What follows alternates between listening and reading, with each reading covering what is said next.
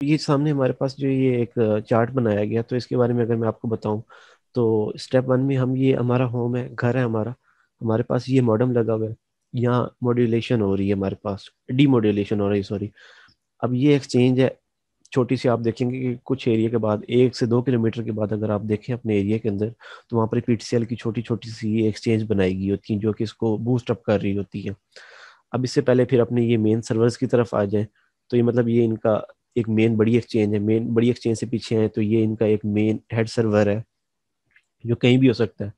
और यही यहाँ से जो भी है ना हमारी चीज़ें जो है कंट्रोल हो रही है। इसके बाद ये मुख्तलिफ कंप्यूटर जो आपस में इंटरकनेक्टेड है, जहाँ से हमें डाटा रिसीव हो रहा है।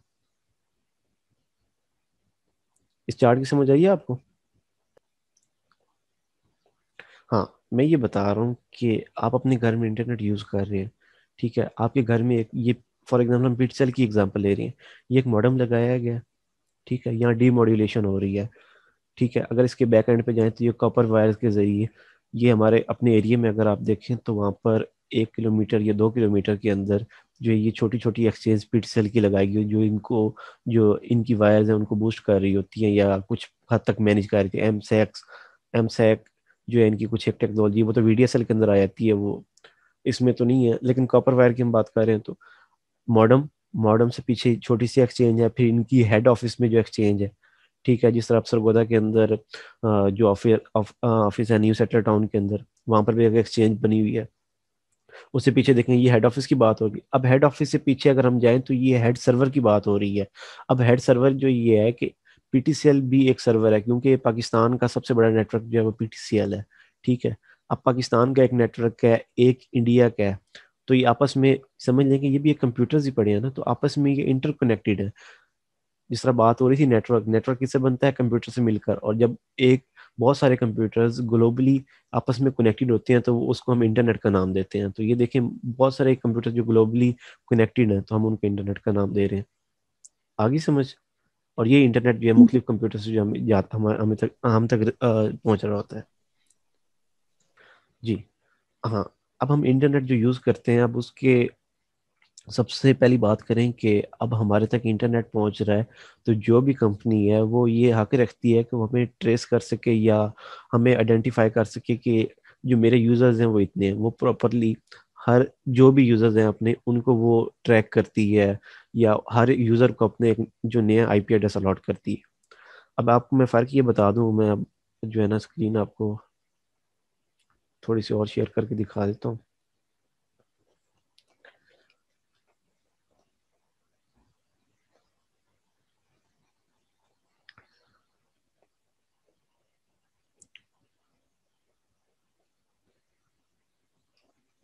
ये देखिए, आपको गूगल नज़र आ रहा है? जी नजर आ रहा है बिल्कुल। ठीक है। अब यहाँ पर बात हो रही थी आईपी की, इंटरनेट प्रोटोकॉल, ठीक है। अब मैं ये कहता हूँ कि मैं तो कनेक्टेड हूँ।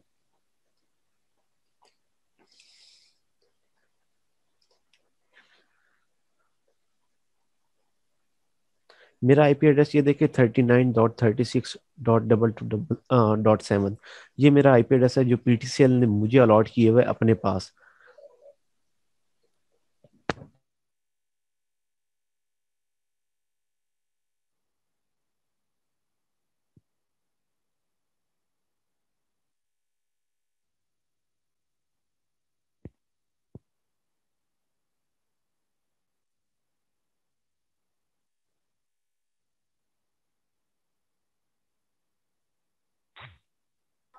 हेलो?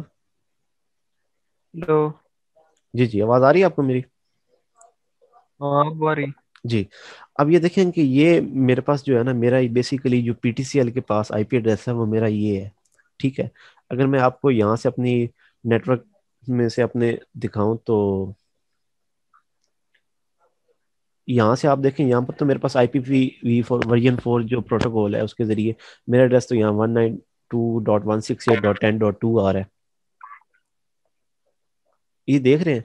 लेकिन मेरा आईपी एड्रेस जब मैंने इंटरनेट पर सर्च किया तो मेरा आईपी एड्रेस तो ये है। ये पीटीसीएल का, ये देखें, सिटी गुजरा मतलब के नज़दीक जो एरियाज है उनको शो कर रहा है। मेरा आईपी एड्रेस तो ये बता रहा है। अब इसका फ़र्क ये है कि जब हमारे पास जो इंटरनेट वहाँ से आ रहा है, पीटीसीएल से। बेसिकली उन्होंने मुझे ये आईपी एड्रेस अलॉट किया हुआ है, लेकिन जब वो हमारे पास आता है, हमारे मॉडेम में पहुंचता है, वहाँ मॉड्यूलेशन और डीमॉड्यूलेशन होती है। मॉडेम जो नाम है, मॉड्यूलेशन एंड डीमॉड्यूलेशन। अब मेन आईपी एड्रेस जो मेरा ये है वो ये है, लेकिन जब हम उस मॉडेम में एंटर हो जाते हैं, ये मैं आपको मॉडेम में भी एंटर होकर दिखा देता हूँ। तो जब हम मॉडेम में एंटर हो जाते हैं तो ये देखिए बेसिकली मेरा आईपी एड्रेस जो भी था वो चेंज होके ये आईपी एड्रेस मेन जो मॉडेम का है ना वो अलॉट हो गया। अब बेसिकली अगर मैं इसको देखूं तो मेरा आईपी एड्रेस वहाँ अवेलेबल होगा। ये देखें, अब ये प्राइमरी डीएनएस सर्वर बनाया हुआ है, लेकिन इसी से आगे वो आईपी एड्रेस जो है ना वो मेरा अलॉट किया जाता है। अब मेरा ये लैन का, वो वैन का आईपी एड्रेस था और ये मेरा लैन का आईपी एड्रेस, ये देख रहे हैं। अच्छा, अब मैं जो कनेक्टेड हूँ अब सिस्टम से, अब मेरा आईपी एड्रेस तो मेन ये, हम तो ये समझे कि मेरा आईपी एड्रेस ये है। तो अब ये देखें, यहाँ तो मेरे पास आ रहा है कि 192.168.10.2, यहाँ 2 आ रहा है, जबकि यहाँ 1 है। अब 2 से मुराद ये है कि जब हम एक मॉडेम से कनेक्ट होते हैं तो वो हर सिस्टम को अपनी, अब यहाँ पर तो आ रहा है 39.36.22.7, अब इसके आगे वो अब .8 भी बना सकता है। .8 का क्या होगा, जो यहाँ पर 10.1 है, अब 10.2 इसलिए हुआ अपनी गिनती के अंदर। ये देखें, ये जितनी भी डिवाइसेस मेरी कनेक्टेड है ना, अब मेरा बेसिकली जो मेरा मेन आईपी एड्रेस है, जो मेरे लैन नेटवर्क है वो 10.1 है। अब जो भी डिवाइस जिस तरह ही कंटिन्यूसली कनेक्ट होगी, उसका एक नया आईपी एड्रेस जो राउटर ऑटोमेटिकली देता जाएगा। ये मेरा मोबाइल कनेक्टेड है 10.3, सिस्टम कनेक्टेड है 10.2। अब जिस तरह जो भी डिवाइसेस कनेक्टेड हैं उनको हर जो भी राउटर या मॉडेम है वो ऑटोमेटिकली एक आईपी एड्रेस अलॉट करता जाता है। मतलब अपनी जहाँ से आईपी एड्रेस उसका स्टार्ट हो रहा है वहां से आगे वो उसकी काउंटिंग स्टार्ट कर देता है। समझ रहे हैं आप? ओके। हाँ, ये मेरा वैन का आईपी एड्रेस था, जबकि हम तो देखते हैं, हम अपना आईपी एड्रेस देखें तो हमें तो ये आ रहा है कि हमारे पास ये, मैंने भी आपको अपनी ये सेटिंग में से दिखाया कि अभी मेरा जो आईपी एड्रेस मुझे सिस्टम बता रहा है वो तो ये बता रहा है कि मेरा ये आईपी एड्रेस है, लेकिन वो वैन का है और ये लैन का है हमारा। जहाँ मॉड्यूलेशन और डीमॉड्यूलेशन हुई है तो उसके बाद का ये हमारा ये आईपी एड्रेस आ गया। ठीक है, ये बात क्लियर है आपको? हाँ, क्लियर है बिल्कुल। अच्छा, तो अब यहाँ पे हमने बात की आईपी एड्रेस, आप क्लियर हो गया कि ये an IP address is a number that uniquely identifies each computer or device connected to the internet। मतलब हर एक कंप्यूटर की एक यूनिक आइडेंटिटी है, और वो यूनिक आइडेंटिटी को हम आईपी एड्रेस कहते हैं सिंपल वर्ड्स में। ठीक है। आ डोमेन नेम, अब डोमेन आ गया, domain name is the text version of N IP address. ठीक है, अब ये google.com आ रहा है, अब ये हमारे पास तो ये डोमेन है गूगल। ठीक है, अब बेसिकली अब ये google.com तो लिखा हुआ आ रहा है, ये टेक्स्ट वर्जन है, लेकिन इस google.com के पीछे भी तो एक आईपी एड्रेस है, लेकिन वो मुझे शो नहीं हो रहा। अगर यहाँ मैं आपको एटॉमिक एनर्जी की एक वेबसाइट पर ले जाऊँ, सॉरी, PAEC, अगर आप इसको खोल लेना, इसके कैरियर्स को,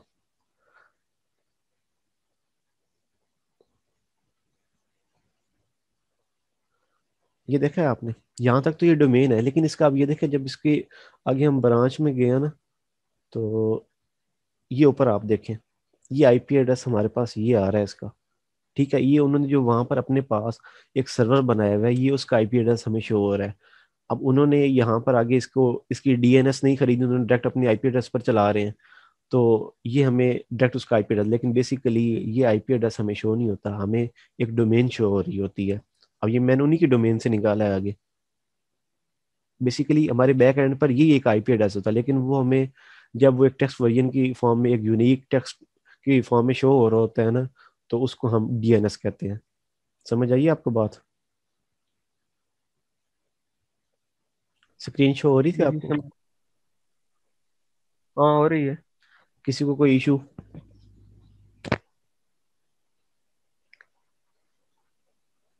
नो इशू। चले, तो नेक्स्ट चलें। अब ये डोमेन नेम आ रहा है कि अब गूगल जो है ये तो हमारी मेन डोमेन आ गई। अब .com जो है ये टॉप लेवल डोमेन्स है, मतलब कि अगर हम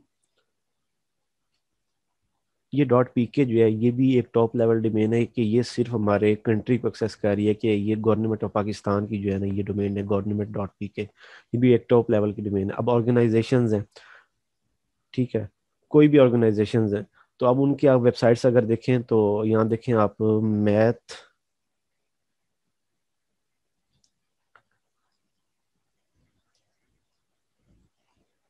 अब मैथ सिटी की अगर हम वेबसाइट निकालें तो ये देखिए उन्होंने एक ऑर्गेनाइजेशन के तौर पे लिया हुआ है, नॉन प्रॉफिट। ये देख रहे हैं ना आप, ये भी अब ये देखिए मैथ सिटी जो है ये इसकी एक डोमेन है, और ओ आर जी जो है ये इसकी टॉप लेवल डोमेन है। क्लियर है? अब ये मुख्तलिफ है, लाजमी नहीं है इसमें। ये देखें अब डॉट कॉम जो आ रहा है, जो हम ज़्यादातर यूज़ करते हैं, commercial organisation business and companies, ये इसका जो है ना ये मतलब जिसके लिए ज़्यादातर ये यूज़ की जाती है। ये O R G non profit organisation जो है वो ओ आर जी यूज़ करती हैं, नेट जो है नेटवर्क प्रोवाइडर और कमर्शियल कंपनीज जो है वो यूज़ करती हैं, जो बेसिकली हम ज़्यादातर देखते हैं कि ये हमारे पास डोमेन्स हैं, इनको टॉप लेवल डोमेन्स कहते हैं। किसी को कोई एतराज़ या इशू?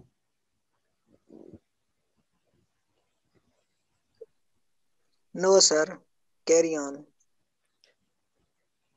कोई बात ऐड करना चाहे इसमें कर सकता है।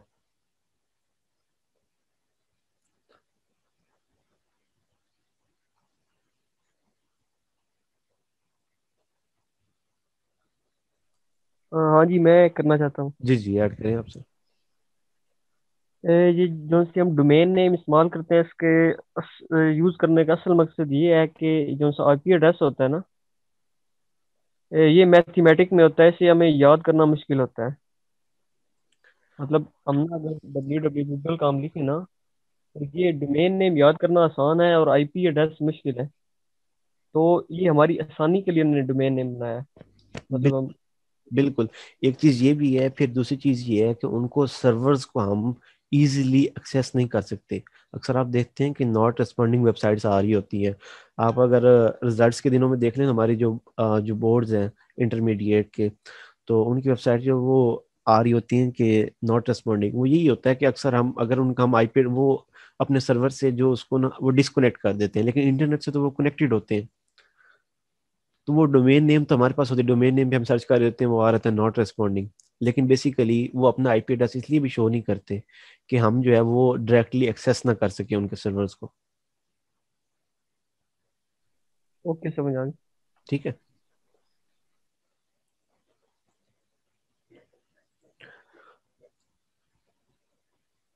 वर्ल्ड वाइड वेब और web consist of world wide collections of electronic documents, web pages जिनको आप कहते हैं। फॉर एग्जांपल जिस तरह ये भी है, जिस तरह हमने यहाँ मैथ सिटी सर्च किया है तो ये एक वेब पेज है, ये जो है वेब पेज है। अब इसका आगे websites is a collection of related web pages and, sorry, ये वेब पेजेस नहीं है। जब इनको हम ओपन करते हैं तो आगे जो इनके ये आगे इनके बनाए गए हैं अलग से सेक्शंस, इसके तरह हम इसको ओपन करते हैं तो ये कलेक्शन ऑफ वेब पेजेस जो है वो वेबसाइट है। इसमें भी एक और चीज़ आगे आएगी, मुझे वो जहन में नहीं आ रही, चलो वो मैं आगे बताता हूँ आपको। A web server is a computer that delivers requested web pages to your computer.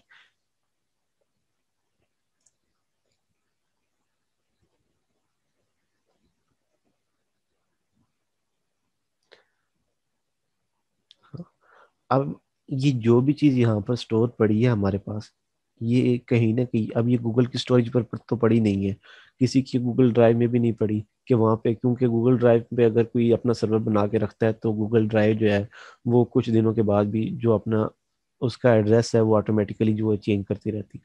मतलब किसी ने अपने पास सर्वर बनाया हुआ है, सिस्टम रखे हुए हैं, वो इंटरनेट से कनेक्टेड है, तो वो सारी चीज़ें जो है वो शेयर कर, और वो जो सर्वर है जो हमें डायरेक्टली एक्सेस दे रहा है, फॉर एग्जांपल जो ये वेबसाइट है इसका सर्वर भी कहीं ना कहीं मौजूद होगा। जो सर्वर है बेसिकली वो एक सिस्टम है जिसमें सारा डाटा जो है, ये वेब पेजेस जो है ये स्टोर किए गए हैं, इसकी ग्राफिक्स हैं या इसका जो भी आगे डाटा है, नोट्स हैं, पीडीएफ फाइल्स हैं, कुछ भी है, वो जहाँ पर स्टोर है वो वेब सर्वर है। ठीक है, उसके बाद है वर्ल्ड वाइड वेब, मतलब ये वही है कि हमने जो वेब पेजेस ओपन किए हैं, तो वो उसके अंदर ये जिस तरह यहाँ पर हमें बताया गया था, world wide web collection of web pages है, जहाँ पर जो भी चीज़ें हमें मिलती हैं। और वेबसाइट वही है जिसके अंदर वेब पेजेस जो है वो आर्ट जो एक दूसरे से रिलेट किए गए होते हैं इन अ सीक्वेंस।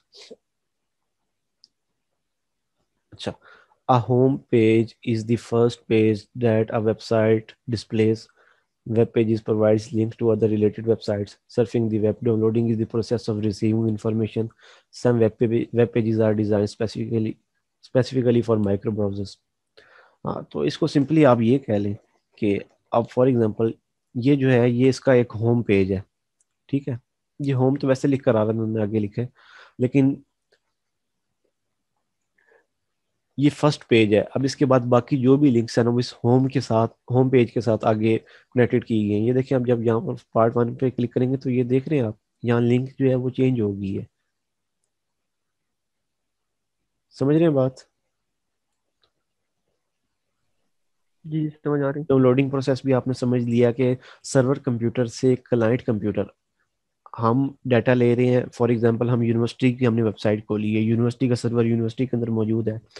अगर वहाँ पर कोई बुक पढ़ी है या कोई नोट्स पढ़े हैं, एलएमएस हम यूज़ कर रहे हैं, वहाँ से हम डाउनलोड कर रहे हैं अपने सिस्टम के अंदर, तो वो सर्वर कंप्यूटर है और हम जो है ये क्लाइंट कंप्यूटर है। सर्वर कंप्यूटर से क्लाइंट कंप्यूटर में जब डाटा पहुँचता है तो उसको हम डाउनलोडिंग कहते हैं। जब क्लाइंट कंप्यूटर से सर्वर कंप्यूटर में डाटा पहुँचता है तो उसको हम अपलोडिंग कहते हैं। अगर ये बात किसी को समझ नहीं आई तो पूछ सकता है डिटेल में। भाई ये दोबारा बता दें ये वाली बात। हाँ, डाउनलोडिंग क्या होती है और अपलोडिंग क्या होती है। डाउनलोडिंग ये है कि सर्वर कंप्यूटर से क्लाइंट कंप्यूटर तक डाटा जो रिसीव होता है। अब क्लाइंट कंप्यूटर, अब बेसिकली जो हमारे मोबाइल्स हैं, पैड्स हैं, लैपटॉप है, ये भी एक कंप्यूटर्स ही है ना, ऐसे ही है ना। जी। मिनी कंप्यूटर्स आप इनको कह लें। अब मैं आपको जिस एग्जांपल दे रहा था, हम यूनिवर्सिटी की वेबसाइट को जो है ना वो एक्सेस करते हैं। वहाँ पर कोई बुक पढ़ी है या कुछ भी मटेरियल पढ़ा है, या हम जिस तरह अपनी हम एप्लीकेशन फॉर्म जो है वो डाउनलोड करते हैं। अब बेसिकली वो यूनिवर्सिटी के सर्वर्स में जो है वो स्टोर है। कोई भी सिस्टम हो सकता है, वो उसका जो है वो सर्वर है, वो सर्वर कंप्यूटर है। और हम जब अपने सिस्टम में उसको डाउनलोड कर लेते हैं तो हम क्लाइंट कंप्यूटर है। तो बेसिकली डाउनलोडिंग इसको कहेंगे कि the process of transfer of information from server computer to client computer is called downloading, and the process of transfer of information from client computer to server computer is called uploading. हमने अपनी जब apply किया तो हमने अपनी picture upload की ना, वो अपलोडिंग हुई। मतलब हम क्लाइंट कंप्यूटर थे, हमारे से हमारी पिक्चर जो है हमारे सिस्टम से उनके सिस्टम में पहुंची, तो ये अपलोडिंग का प्रोसेस था। आगे समझ बात? Yes sir. जी इससे एक रेलेवेंट बात पूछनी थी मैंने। जी जी जी पूछे। इसका मतलब फिर ये हुआ कि अगर हमने सेम घर में बैठ के किसी को मैसेज करना है, जी जी लाइक हमारा जिसको हमने मैसेज करना है, तो पहले हमारा मैसेज सर्वर के पास जाएगा, फिर सर्वर उस जिसको जी सेंड जी करना है जी जी उसको मैसेज सेंड बिल्कुल करेगा। बिल्कुल बिल्कुल। हम मैसेज जब करते हैं ना, सेंड करते हैं, तो वो बेसिकली अपलोडिंग होती है। अगर आपके पास अपलोडिंग बंद हो जाए तो आप इंटरनेट की हम सिंपल बात करें, अगर आपके पास अपलोडिंग बंद हो जाए तो आपका मैसेज वगैरह कहीं जाए ही नहीं।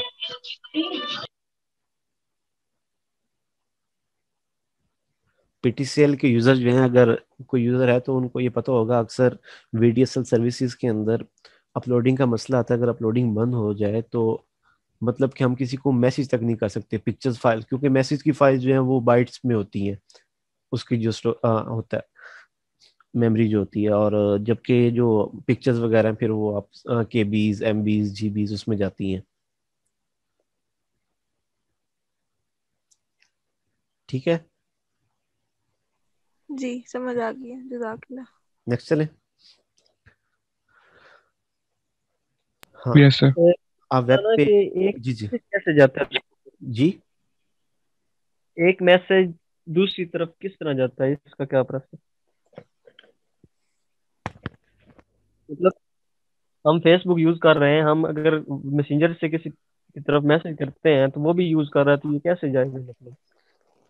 वो यूज कर रहा है, जिस तरह अभी पूछा किसी ने कि जब हम मैसेज करते हैं तो वो बेसिकली पहले हमारे सर्वर्स में जाता है, सर्वर से फिर आगे ट्रांसफर, बेसिकली हमारे पास से पहले वो अपलोडिंग होती है इन दी शॉर्ट फॉर्म, फिर अपलोडिंग के बाद वो फिर सर्वर कंप्यूटर से फिर अगले नेक्स्ट क्लाइंट कंप्यूटर में जाता है, फिर वो डाउनलोडिंग होती है। बेसिकली ये एक प्रोसेस है। अब इसमें आगे आप हमने लास्ट ईयर जिस आईसीएस में, आईसीएस वाले कुछ बच्चे हैं तो उसमें उन्होंने पढ़ा था O S I, network O S I model था कुछ, तला आइडिया है आपको कुछ इसका?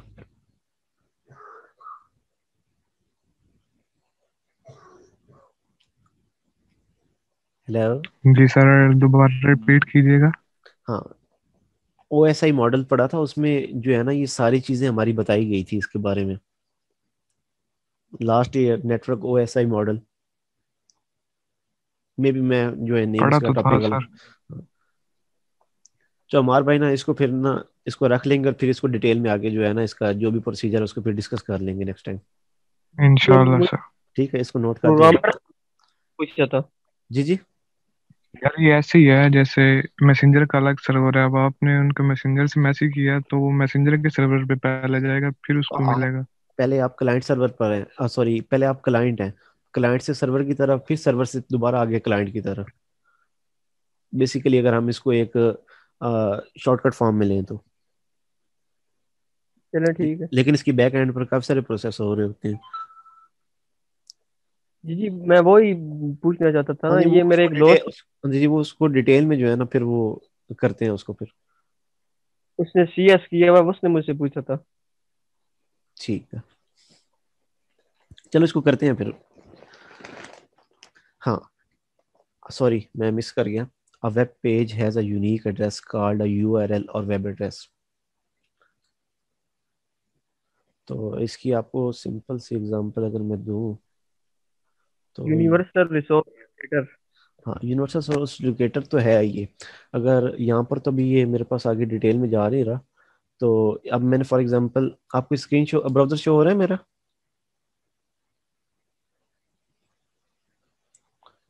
गूगल शो हो रहा है आपका? गूगल शो हो रहा है ना? तो मैंने यहाँ गूगल सर्च जी। किया है। बेसिकली है तो ये एक वेब एड्रेस। अब मैं आपको फर्क ये दिखाना चाह रहा था वेब एड्रेस और यूआरएल के अंदर। जब हम यहाँ पर www.google.com, ये एक वेब एड्रेस है, जब हम इसको सर्च करते हैं पेज तो ये खुल गया हमारे पास। लेकिन ज़्यादातर ये होता है कि हमारे पास, जब हमारे पास ये जो इसका ये प्रोटोकॉल्स लगाए गए हाइपर टेक्स्ट ट्रांसफर प्रोटोकॉल्स, जब ये इसके साथ अटैच हो जाते हैं तो ये एक यूआरएल कहलाता है। ओके। ये देखें, मैं लिख रहा हूँ ना www.us.edu.pk, ये तो लिखा गया ना। अब ये तो एक जो है ये वेब एड्रेस था, लेकिन अब ये वेब एड्रेस नहीं है, अब ये एक है URL, uniform sorry, universal resource locator. हाँ यूनिवर्सल। नसीब भाई इसको डोमेन नेम भी तो फिर कहते हैं ना। नहीं यार, वो हम डोमेन नेम जो भी चीजें हैं ना वो हम पहले डिस्कस कर चुके हैं। अब हम बात कर रहे हैं वेब एड्रेस और यूआरएल का फर्क डिस्कस कर रहे हैं। जो है ना वो, चलो मैं आपको अच्छा अच्छा। बता दूं, वो जो है ना वो डोमेन वगैरह जो चीजें हैं ना, वो हम ये यहाँ पर जो है ना ये सारी चीजें जो है ये हम डिस्कस कर चुके हैं इसको। अब ये जो आगे बात हमारी पहुंची है ना, तो वो पहुंची है ये वेब एड्रेस और यूआरएल। वेब एड्रेस जो है हमारा, ये देखें, नजर आ रही स्क्रीन सबको? Yes sir. जी आ रही। www.google.com ये हमारा वेब एड्रेस है। लेकिन जब ये इसके साथ ये ट्रांसफर प्रोटोकॉल्स जो है HTTPS, जब ये साथ अटैच हो जाते हैं, ये मुकम्मल जो हमारा एड्रेस जो है ये यूआरएल कहलाता है। अगर आप इसको मोबाइल पे ठीक करें तो हो ये गया। HTTPS स्टार्टिंग में आ रहा है ना, इस google.com के आगे भी ना /x/y/z, मतलब काफी सारे जो है ना वो लंबी सी एक लाइन लग जाती है, तो वो हमारा बेसिकली एक यूआरएल होता है। क्लियर है सर।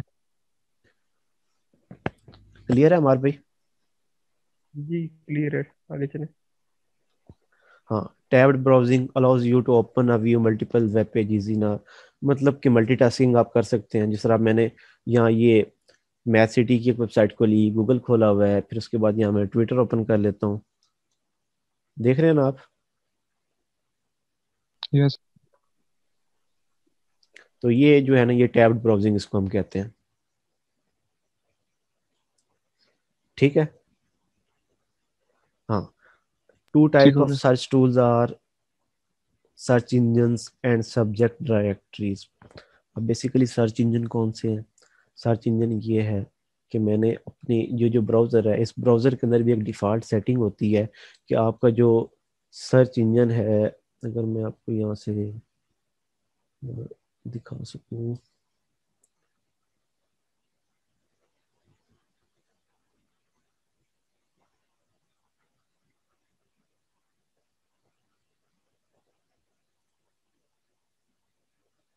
चलिए मैं आपको नेक्स्ट टाइम पे दिखा दूंगा।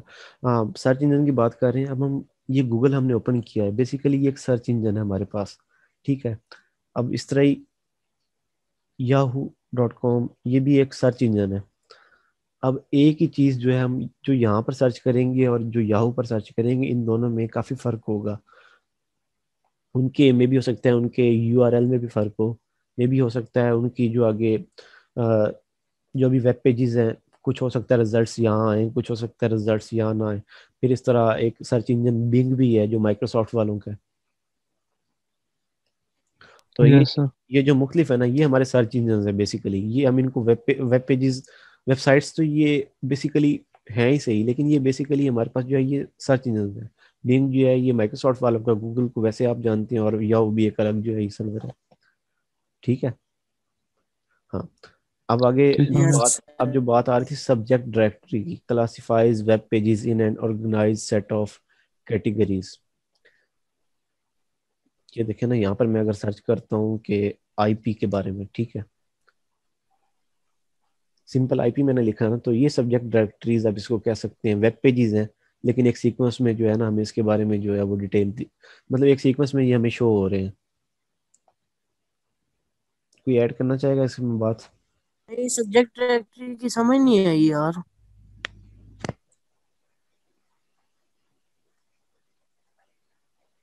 जिस तरह सर्च इंजन है ना, पांच है वो, सफारी और गूगल वगैरह वो सर्च इंजन नहीं है, सारे। वो सर्च इंजन नहीं है फरहान, वो ब्राउजर्स हैं। सर्च सब्जेक्ट सर्च डायरेक्टरी का भी थोड़ा सा बता दे। किसका?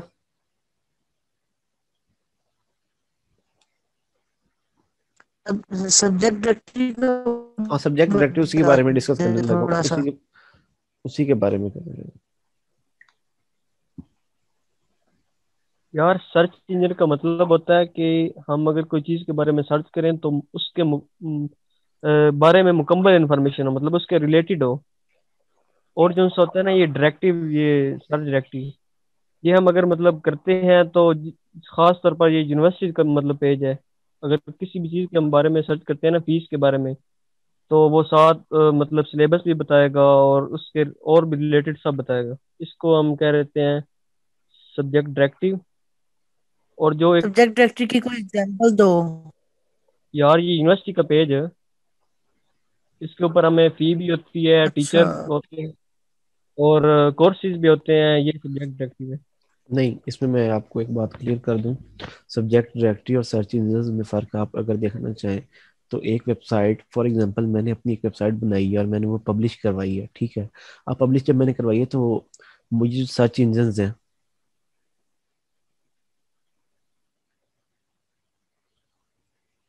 बात सर्च इंजन्स की हो रही है ना, search engines and subject directory की। जब मैंने अपनी वेबसाइट पब्लिश करवाई है, तो वेबसाइट अपनी पब्लिश करवाई है, तो वो गूगल के साथ भी एसोसिएट होगी। ठीक है। मतलब मैं परमिशन दूंगा ना कि वो अपनी जो है वो इसको अपने साथ एसोसिएट कर सकते हैं या नहीं कर सकते। नहीं समझ आ रही है आप लोग को? नहीं। हाँ, दोबारा सुन लो। सर्च इंजन का फरहान क्लियर है ना? Search engine Google, Yahoo, Bing, ये हमारे सर्च इंजन हैं। यहाँ वो तक क्लियर? सफारी वगैरह को नहीं है तुम कह रहे हो? नहीं नहीं नहीं नहीं यार, वो तो ब्राउजर्स हैं, सफारी, क्रोम, ओपेरा, यूसी, और यार जो कल हमें फायरफॉक्स। सर्च इंजन नहीं नहीं नहीं नहीं, फरहान जगह चेंज करो, आपकी आवाज़ सही नहीं आ रही हमें।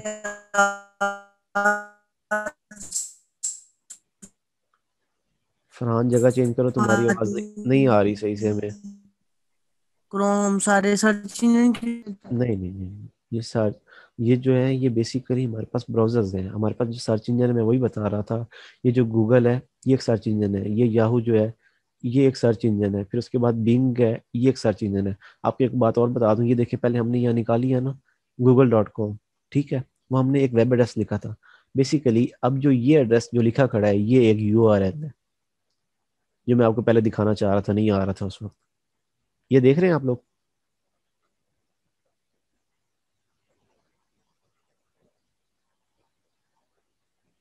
देख रहे हैं ये आप लोग? कोई तो रिस्पॉन्स करे यार। देख रहे हैं। हाँ, जी। मैं पहले जी www.google.com मैंने निकाला था, तो उस वक्त वो हमने वेब एड्रेस लिखा था। और जब मैंने आपको कहा था कि इसके बाद वो HTTPS या HTTP लग जाता है यस तो वो सर, एक यूआरएल नजर बन आ जाता रहा है। है। हम्म, तो जब ये मुकम्मल जो एड्रेस ये बन गया, ये एक यूआरएल है, जबकि www.google.com जो है ये वेब एड्रेस है सिंपल हमारा। अब गूगल एक सर्च इंजन है, याहू एक सर्च इंजन है, बिंग एक सर्च इंजन है। हम अगर गूगल पर कोई चीज़ सर्च करेंगे तो उसकी जो सब्जेक्ट डायरेक्टरीज हैं, मतलब कि वो जो भी पेजेस हमें शो करता है या मुख्तलिफ पेजेस के जो लिंक हमें शो करता है, वो अलग होंगे, याहू के अलग होंगे, बिंग के अलग होंगे। अच्छा भाई, ये गूगल पे सर्च करना सब्जेक्ट डायरेक्टरी,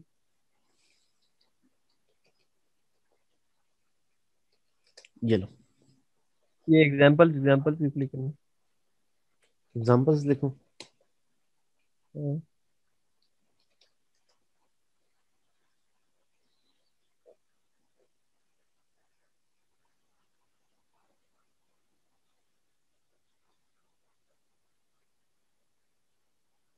यही आप बताना चाह रहे हैं कि आप जैसे अपनी यूनिवर्सिटी वेबसाइट की एग्जांपल देना चाह रहे थे?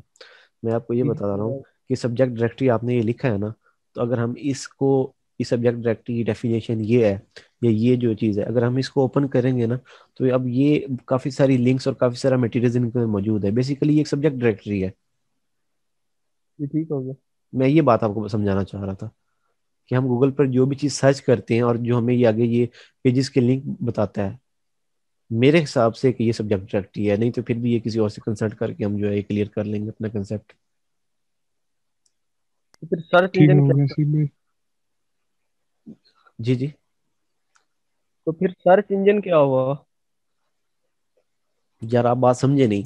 सर्च इंजन ये है कि हम कोई भी चीज़ सर्च करते हैं, बेसिकली कुछ इंजन्स हैं, वो काफ़ी सारी वेबसाइट से लिंक्स हैं। मैं अगर अपनी वेबसाइट जो है वो, ब्लॉगर्स जो हैं अगर वो अपनी वेबसाइट को सिंपली एक्सेस दें, यहाँ पर अगर हम कोई भी ब्लॉग हम बनाते हैं छोटे से, ठीक है, अगर हम उस ब्लॉग को सर्च करें गूगल पर तो वो इजीली शो होगा। अगर हम उसको सर्च करें याहू पर या बिंग पर तो 50-50 चांसेस हैं कि वहाँ पर शो नहीं होगा, अगर कोई छोटा मोटा ब्लॉग ब्लॉग है।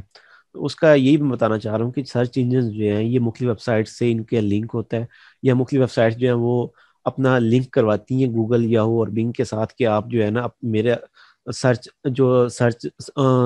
डायरेक्टरी जो आएगी ना उसके अंदर आप शो करवा सकते हैं। मैं आप यही बताया मैंने आपको कि ये सब्जेक्ट डायरेक्टरी सर, आपने कहा है कि जो ये वेब पेजेस की जो लिंक है, ये जो लिंक है, हमने सब्जेक्ट सब्जेक्ट डायरेक्टरी एक लफ्ज सर्च की है, जो आगे जो ये लिंक्स आ रहे हैं इनको आप सब्जेक्ट डायरेक्टरीज कह सकते हैं। और बेसिकली अब ये जो है ये गूगल के साथ लिंक है, ये एक सर्च इंजन है, ठीक है। अगर हम ये इसको, तो वेब पेजेस नहीं है यार, ये जो लिंक आ रहे हैं ये वेब यार पेजेस वेब नहीं है। वेब पेजेस तो है ही सही, लेकिन बेसिकली ये एक सब्जेक्ट डायरेक्टरी है, ये एक किसी भी चीज की तरफ जो है ये हमें पॉइंट कर रहे हैं। अब ये देखें, मैं आपको हाँ सिंपल से ये बताऊं, सर्च इंजन का आपको पता चल गया ना? सर्च इंजन तक क्लियर है हर किसी को? हाँ जी। जी ये जी। सर क्लियर है। हाँ। अब ये देखो सर्च इंजन में मैंने सब्जेक्ट डायरेक्टरी यहाँ पर सर्च किया ना, तो यहाँ सब्जेक्ट डायरेक्टरी की एक, ये जो आया है, ये एक वेबसाइट का जो लिंक यहाँ पर इसने हमें दिया है।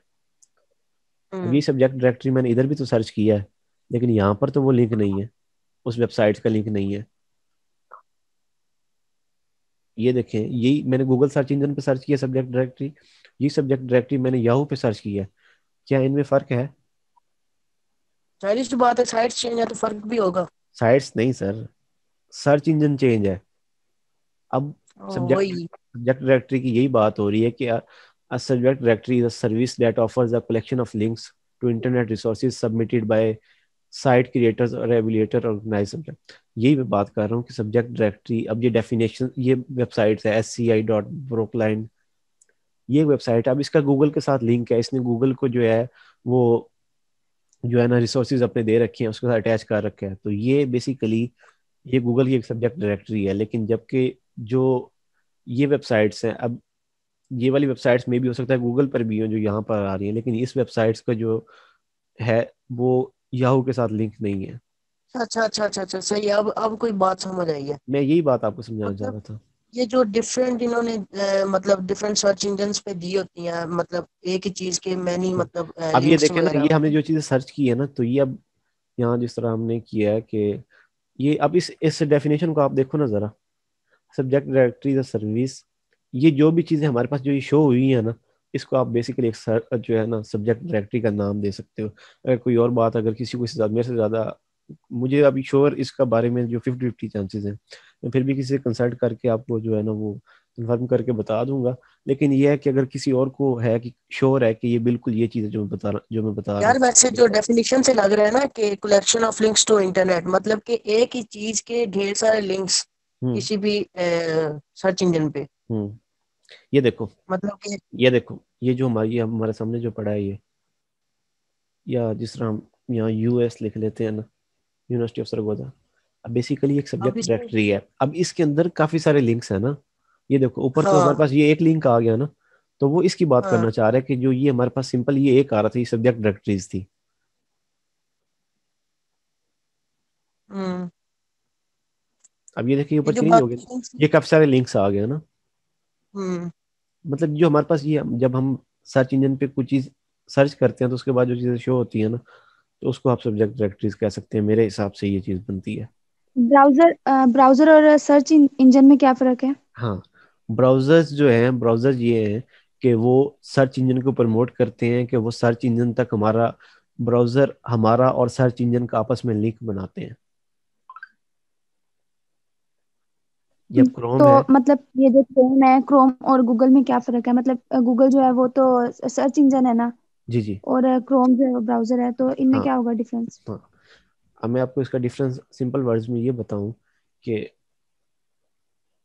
एग्जांपल्स आपको मैं ऐसे देता हूँ कि मैं कोई भी ब्राउजर जो है ना वो यूज़ नहीं कर रहा, ठीक है।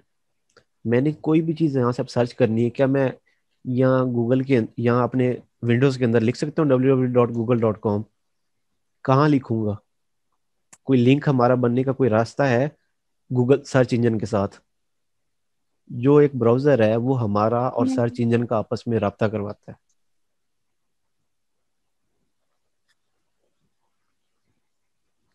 आ रही है बात समझ में?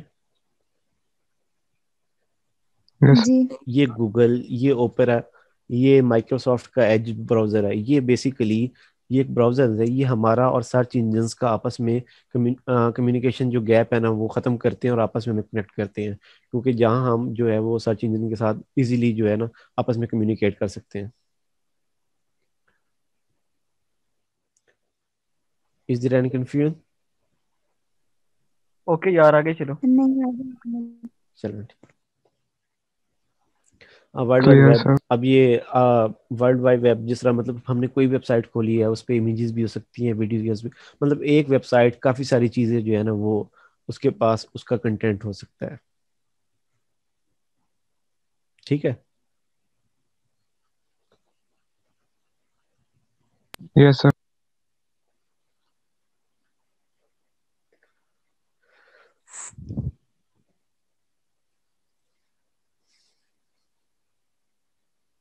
हाँ, ये अब जिस तरह ये आ रहा है, some web browsers contain an instant search box to eliminate the steps of displaying the search engines web pages prior to entering the search. इसकी एग्जांपल आपको मैं ये दूं कि ये मैंने अपना ब्राउज़र ऑफ किया, दोबारा से मैं इसको क्रोम को ऑन करता हूँ, तो ये जो है ना ये हमारे पास इंस्टेंट सर्च का एक बटन है, ठीक है। बजाय इसके कि हम यहाँ से गूगल ओपन करें, गूगल ओपन करने के बाद यहाँ सर्च करें, हमें अगर वेबसाइट का एड्रेस पता है तो हम डायरेक्टली यहाँ पर जो है ना वो लिख कर उसको एक्सेस कर सकते हैं। बेसिकली यहाँ पर भी ये गूगल ऑटोमेटिकली इसमें अटैच है, लेकिन अगर हम वो जिस तरह पुराने ब्राउजर की वो यहाँ बात कर रहे हैं ना, तो उसमें ये डायरेक्टली हम वहाँ अपना एड्रेस लिख सकते थे। आ रही है बात समझ में? Yes sir. कंफ्यूजन है तो पूछ लें किसी को। एक मिनट, हम्म, नहीं नहीं आप पढ़ाओ, मैं आपसे नहीं। अच्छा। There are 13 types of websites: portal, news, informational, business, marketing, blog, Wikipedia मतलब ऑनलाइन सोशल नेटवर्क, एजुकेशन। अब इसके बारे में तो आइडिया है ना। पोर्टल आप मतलब सिटीजन पार्क, सिटीजन पोर्टल को नाम ले लें, मतलब जहाँ पर हम कोई कंप्लेन कर सकते हैं या अपनी काफ़ी सारी चीज़ें पोर्टल में ये हैं कि आप अगर बैंक जाएं तो वहाँ पर भी आपको पोर्टल्स मिलते हैं जिसमें मतलब कि आप सजेशन देना चाहते हैं या फिर कंप्लेन, मतलब काफ़ी सारी चीज़ें जहाँ हम अपने जो राय का इजहार कर सकते हैं उनका पोर्टल कह सकते हैं ज़्यादातर। न्यूज़ वेबसाइट्स हैं, इंफॉर्मेशनल वेबसाइट्स, विकीपीडिया भी एक इंफॉर्मेशनल वेबसाइट्स है। बिजनेस, मार्केटिंग, बैंकिंग वेबसाइट्स जो हैं या ई कॉमर्स की वेबसाइट्स जो हैं, दराज कह लें आप इसको, और OLX जो वगैरह। ब्लॉग जी हैं कि मैं भी अपनी कोई वेबसाइट पब्लिश कर देता हूँ तो वो ब्लॉग होगा, मतलब किसी भी चीज़ के ऊपर मैं लिखना चाहता हूँ तो वो ब्लॉग कहता है। किसी एक टॉपिक के ऊपर जब हम लिखते हैं तो वो बेसिकली एक ब्लॉग होता है एक वेबसाइट के अंदर।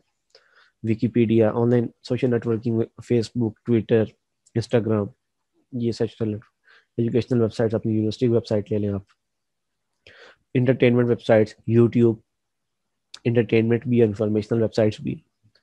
हाँ, वेब एप्लीकेशंस जो हैं, जूम जो है ये एक वेब एप्लीकेशन है, मतलब इसके जरिए हम एक्सेस कर रहे हैं एक दूसरे को। उसके अलावा बाकी डाटाबेस की काफ़ी सारी एप्लीकेशंस जो है ये हो सकता है। ये कंटेंट एग्रीगेटर, इसके बारे में मुझे नहीं पता, किसी और को पता है तो वो बता दे प्लीज। ये एडवोकेट की ये क्या होती है ये? पूछे। ये यार एडवोकेट की ये जो है ये एंटरटेनमेंट से आगे ये एडवोकेसी कह लें या एडवोकेसी आप इसको कह लें, तो ये आप कह सकते हैं कि ये कोई ऐसी वेबसाइट्स होती हैं जहाँ पर जो है आप किसी के फेवर में बोल सकते हैं या किसी को रिकमेंड कर सकते हैं या किसी के लिए आर्ग्यू दे सकते हैं। एडवोकेसी की आपको न्यूज सिंपल। रिलेटेड कह सकते हैं फिर हाँ, सर न्यूज इसको। मतलब ये है कि जहाँ आप खुल के अपना जो राय जो है ना इजहार, ट्विटर की एग्जांपल लें, ठीक है, आप किसी के खिलाफ भी बोल सकते हैं वहां पर, किसी की हिमायत भी कर सकते हैं, ठीक है ना। ये एडवोकेसी वेबसाइट आप इसको कह सकते हैं। कंटेंट एग्रीगेटर, इसके बारे में मुझे कोई खास जो है ना वो इन्फॉर्मेशन नहीं है, किसी और को पता तो बता दें। मैंने ना यार कंटेंट एग्रीगेटर इसका गूगल किया, वो कह रहे हैं कि मतलब जिस तरह ये OLX और ये इस तरह की नहीं होती जहाँ पे मतलब डिफरेंट कंटेंट होते हैं जिनको हम जो है ना सेल आउट कर सकते हैं, परचेज कर सकते हैं, वो उसका वो बता रहे हैं कंटेंट एग्रीगेटर का, गूगल पे यूं बता रहे हैं। ओके। मतलब कि ऑनलाइन जो हम वेब से मतलब वेबसाइट से जो हम या ऐप से हम शॉपिंग वगैरह ठीक करते हैं ना। ठीक है, ठीक है, ठीक है, ठीक है। मतलब कि ये भी एक ई कॉमर्स की एक जो है ना आगे टाइप है। हाँ, ई कॉमर्स। ठीक है। Word multimedia refers to an application that combines text with graphic, animation, audio, video, virtual reality। VR box use किया है कभी किसी ने? यस सर मैंने किया है। हाँ, चला कुछ बताओ उसके बारे में फिर। सर मजा आ जाता है, हर चीज ऐसा लगती है जैसे रियल हो रही है। हाँ, मतलब वो विर्चुअली हमें एक सेंस देता है कि हम जो है ना बिल्कुल ये चीज हमारे पास ही है, हम उसी इन्वायरमेंट के अंदर बैठे हैं। अच्छा, जिस तरह वो यस 3D सर। मूवीज वगैरह हाँ, होती वो हैं। 3D मूवीज देखते हैं ना तो वो हम। हाँ जैसे 3D ग्लासेस मिलते हैं मूवीज देखने के लिए। हाँ हाँ। सही। A graphic is a digital representation of non-text information। Graphic formats include BMP, GIF, JPG। ये हमारी पिक्चर्स के फॉर्मेट्स है जो हम ज़्यादातर यूज़ करते हैं। तो ग्राफिक के बारे में मेरे ख्याल ज़्यादा एक्सप्लेन करने की ज़रूरत नहीं है, आपको पता होगा। A thumbnail is जी a sir. small version of larger graphic। कि हाँ, अब जिस तरह ये है कि ये पूरी इमेज जब जहाँ हमने ओपन करके देखनी है एक फोल्डर के अंदर अगर काफ़ी सारी इमेजेस पड़ी हैं, तो अब उस इमेज के अंदर हमें या उस पिक्चर की डिटेल नहीं मिली, बल्कि हमें ये शो हो रहा है कि इस पिक्चर के अंदर ये है, वो उसका थंबनेल है, मतलब कि स्मॉल वर्जन है एक बड़ी चीज का। यस सर, कर हाँ। लें। Animation is the appearance of motion created by displaying a series of still images in sequence. Animation यही है कि अगर आप एक आपकी कोई वीडियो अगर आप उसको स्लो मोशन में आप चला देते हैं, स्लो मोशन जो आ रहा है वो भी एक एनिमेशन ही है ना। बेसिकली जो हमारी एक यस वीडियो सर। बनती है ये स्टिल इमेजेस का एक जो है वो कलेक्शन होता है। जो एक सीक्वेंस में जो है ना वो प्ले हो रही होती हैं।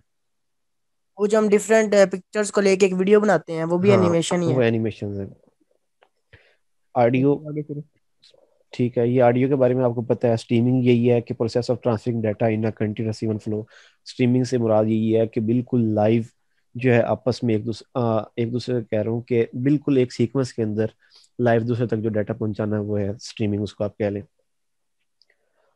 How to purchase and download music using iTunes. काफ़ी सारे म्यूजिक्स हैं मतलब कि जो हमें बाय करने पड़ते हैं। इसके बारे में मेरे ख्याल से कुछ ज़्यादा हमें छेड़ने की ज़रूरत नहीं है। वीडियो कंसिस्ट ऑफ ये इमेजेस तो नहीं। डिस्प्लेड मोशन, वही बात करें। स्टिल इमेजेस जो है वो सीक्वेंस में जो है वो प्ले होती हैं। वो देखे हैं ना वो आपने हाँ, अगर आप एक वीडियो देखें ना तो वीडियो में हमें जो ज़्यादातर हमें मिल रहा होता है कि फ्रेम्स, इस जो वीडियो हमने बनाई है इसके फ्रेम्स कितने हैं, मतलब कि 30 FPS है, 60 FPS है, 90 FPS है, मतलब कितने फ्रेम एक सेकंड में, कितने फ्रेम्स हैं। वो बेसिकली एक वीडियो की क्वालिटी होती है कि जितने ज़्यादा मतलब इतनी ज़्यादा पिक्चर जो है वो इसके अंदर जो है वो इसका कलेक्शन है। वर्चुअल रियलिटी जिसकी भी हम बात कर रहे थे कि वो कुछ बॉक्सेस हैं, कुछ ग्लासेस हैं जो हम यूज़ करते हैं और ऐसा लगता है कि हम बिल्कुल उसी एनवायरनमेंट के अंदर बैठे हैं। A plugin is a program that extends the capability of a web browser. Plugin, इसके सिंपल से आपको मैं बल्कि यहाँ से ये मैं आपको दिखा देता हूँ। ये ब्राउज़र ओपन है, ठीक है। इसकी जो एक्सटेंशंस हैं, ये जो भी एक्सटेंशन है, जिस तरह मैंने एड ब्लॉकर्स लगाए हुए हैं, ये इंटरनेट डाउनलोडर मैनेजर की एक्सटेंशन है, ये एडोब एक्रोबैट की एक्सटेंशन है, ठीक है। जो ये एक्सटेंशंस है ना, तो इसको हम जो है ये हमारे प्लगइन्स हैं। मतलब एक ब्राउज़र के अंदर एक दो और ऐप्स का जो एंटर होते हैं वो आपस में एक ब्राउज़र और ऐप जो आपस में, ब्राउज़र की यहाँ बात हो रही है फिलहाल, आपस में जो कम्युनिकेट करती हैं उनको एड जोन कहते हैं। जस्ट ब्राउजर की बात हो रही है, जिस एमएस वर्ड है उसमें भी तो होते हैं, मतलब जो हमने हाँ, सेव की होती हैं चीजें। नहीं नहीं, वो एड जोन नहीं है। मैं आपको ये बताऊं कि ये देखें मेरे सिस्टम के अंदर, ये पावर पॉइंट में यूज़ कर रहा हूँ, पावर पॉइंट के अंदर ये एड्स इन का ऑप्शन आ रहा है ना, तो अब एड्स इन के अंदर जो मेरे पास जो हम्म। ये रिकॉर्डिंग का ऑप्शन आ रही है, बेसिकली इसके अंदर अपना नहीं है। मेरे पास एक सॉफ्टवेयर इंस्टॉल है कैमटेशिया, अभी बेसिकली उसका प्लगइन है। मतलब किसी भी दो चीज़ों का आपस में जो कोऑपरेशन है या कम्युनिकेट करने का जो वे है वो एड्स इन कहलाते हैं। उनका आपस में कोई ठीक एक्सटेंशन, है। एक फाइल आपस में शेयर होती है जो कि दोनों को आपस में कंबाइन करती है, ठीक है। ठीक है। और ब्राउजर की मैंने आपको ये बताया कि इंटरनेट डाउनलोडर मैनेजर है, या उसके अलावा एक कैमरा जो है वो भी आपका प्लगइन है, या आप थीम चेंज करते हैं, हम्म। थीम भी एक प्लगइन है। Web publishing is the development and maintenance of web pages. कोई मेरे ख्याल से इस पे ज़्यादा ठीक है, बोलने की सही है, जरूरत नहीं। सही है, next. E commerce is a business transaction that occurs over an electronic network. हम अपना इजी पैसा, जैज कैश या जो भी HBL नेटवर्किंग है, ऑनलाइन इसके जरिए हम दुकान। लोग जो अपना मोबाइल लोड करते हैं या हम बिल पेमेंट करते हैं, ये सारा ई कॉमर्स की जो है ये एप्लीकेशंस हैं। फिर उसके बाद ये business to business, business to consumer, business to business, consumer to consumer. मतलब कि हम डायरेक्ट जो है वो जो वापडा वाले हैं वो बिजनेस, अगर आप उनको कंसीडर कर लें और अपने आप को हम लोग कंज्यूमर कंसीडर कर लें तो बिजनेस टू कंज्यूमर हो गया। बिजनेस टू बिजनेस ये है कि वापडा वालों का लिंक है जी दूसरा गैस वादा वालों के साथ, से ये बिजनेस टू बिजनेस है। कंज्यूमर टू कंज्यूमर यही है कि हम बैठ के किसी और का डाटा जो साथ हम और- जो वो सर्च करते हैं तो वो कंज्यूमर टू कंज्यूमर इसको आप कह सकते हैं ई हाँ कॉमर्स ठीक है। को। Email is the transmission of messages and files via computer network. Electronic mail, कोई इसके बारे में मेरे ख्याल से हमें ज़्यादा बहस करने की ज़रूरत नहीं हाँ है। ठीक है। हर किसी को इसके बारे में idea. How email transfer from sender to receiver,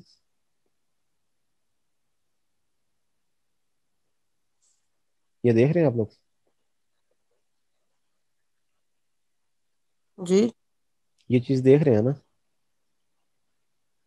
एक ईमेल प्रोग्राम के हाँ। जरिए हम यस। मैसेज वगैरह क्रिएट करते हैं, फिर उसको सेंड करते हैं, और वो कोई ऐसा your email program contact software on your service providers outgoing mail server. जो भी हमारे सर्वर्स हैं, पीटीसीएल के सर्वर्स जो हैं, ये आगे इनके भी आगे मेल सर्वर्स जो इनके साथ ये अटैच है, ये उनको इन्फॉर्म करता है, ये उनको मैसेज देता है। फिर उसके बाद इंटरनेट ब्राउट, ये हम, हाँ सही जा रहे हैं, मतलब कि उसके सर्वर के साथ कांटेक्ट करता है, बेसिकली हमारे राउटर से पास होता है, इंटरनेट राउटर से। फिर आपस में फिर इस तरह ही आगे इंटरनेट सर्विस प्रोवाइडर ISP तक पहुंचता है, ISP से फिर आगे दोबारा जिस तरह हमारे तक हमने आईएसपी तक पहुंचाया था, इस तरह आईएसपी जो अगले नेक्स्ट जो हमारे पास क्लाइंट कंप्यूटर है वहां तक जो है वो इसका मैसेज जो पहुंचता है। A mailing list is a group of emails, names and addresses given a single name, subscribing and unsubscribing। मतलब कि ज़्यादातर हम मेलिंग लिस्ट में जो ये जिनको हम ज़्यादातर मेल्स करते हैं या फिर जिनकी तरफ से हमें मेल्स आती हैं वो मेलिंग लिस्ट आप कह सकते हैं। चलो मैं आपको ना थोड़ा सा, यस सर। ये जो मेरे पास सारी मेल्स पड़ी हैं मेरे ख्याल से ये इनकी मेलिंग लिस्ट है, जो इनके जो बेसिकली सेंडर्स हैं वो मेलिंग लिस्ट में आएंगे। Instant message IM is a real time internet communication service. Basically मेरे ख्याल ये आपका जो व्हाट्सएप और ये मैसेंजर वगैरह जो भी चीज़ें आप यूज़ करते हैं या टेक्स्ट मैसेज करते हैं, ये मेरे ख्याल से ये IM सर्विसेज कहलाते हैं। ये तो इंटरनेट के ज़रिए जो हम करते हैं ना, तो व्हाट्सएप और मैसेंजर के ज़रिए। Yes sir. ठीक है।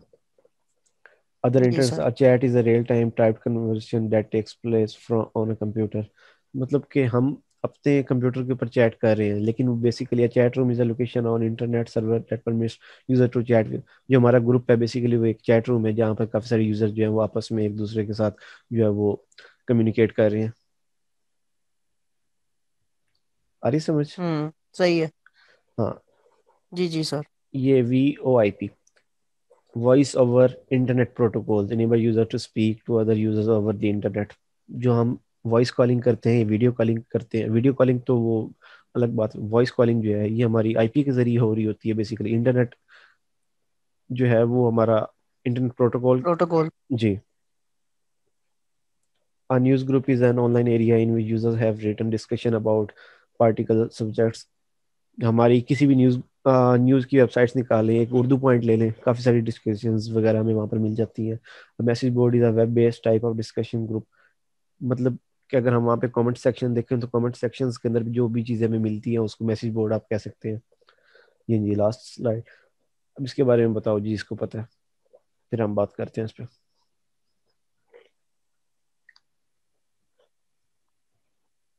बता दो यार, मुझे तो नहीं पता इसके बारे में। तला। लास्ट चाहिए। हाँ ये लास्ट स्लाइड है बस, वो तो पिछली चीज़ें बता रहा हूँ जिसमें मैं टाइम गूगल लगा। कर लूँ? कर लो, कोई मसला नहीं। तला या किसी और को कोई आइडिया इसके बारे में तो बता दो। एन। यस सर, 1 मिनट बस थोड़ा सा रीड कर लें इसके बारे में।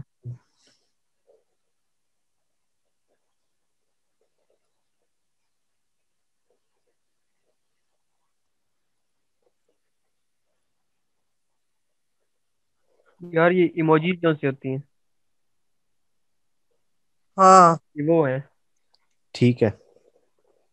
मतलब स्माइल की इमोजी, सैडनेस, इस तरह, हैप्पीनेस, मतलब उनके टेक्स्ट, बीच में coding रहती graphical version of text form.